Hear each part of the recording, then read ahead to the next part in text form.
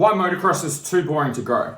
So this, first of all, this comes from a place of love, okay? This comes from someone that raced motocross for 14 years of riding and racing, enjoys being around bikes and being around motorsport, and wants the sport to be able to grow and continue to stick around.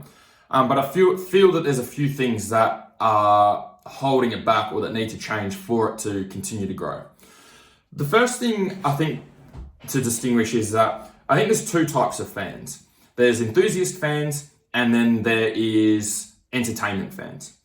Enthusiast fans are the ones that just love bikes. Okay, they've got bikes themselves, they were riders and racers. It doesn't matter whether the racing's boring as shit or it's exciting, they're probably going to be there watching, viewing it anyway. It's just what they love to do. They love pulling bikes apart and putting things back together and learning all the intricacies of bikes in general. And then you've got entertainment fans. And entertainment fans are probably people that don't have that level of interest in bikes. Okay, they don't want to know how to pull it apart and put it together. They probably don't have bikes themselves. They're not up to date on, who's leaving what team and all of that sort of stuff. But they've got some time on the weekend. There's a level of interest in riding or racing or bikes, and they want to be entertained for a little bit.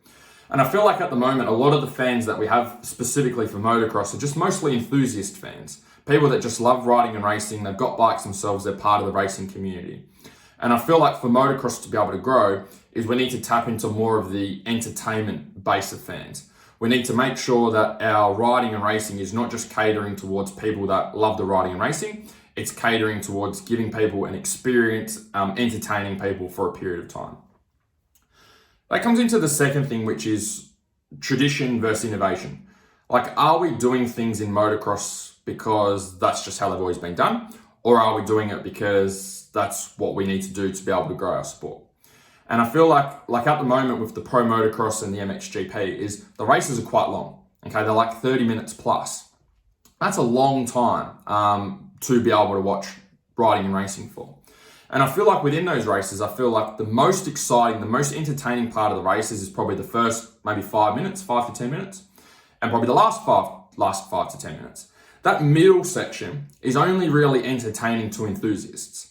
For entertainment people, that's probably the least entertaining, the most boring section of the race.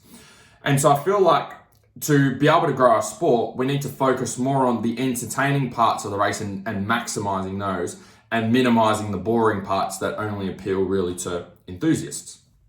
And this comes into point 3. It's like, okay, what's our action plan? What should we be doing to make it less boring, to make the racing more exciting, to get that bigger fan base?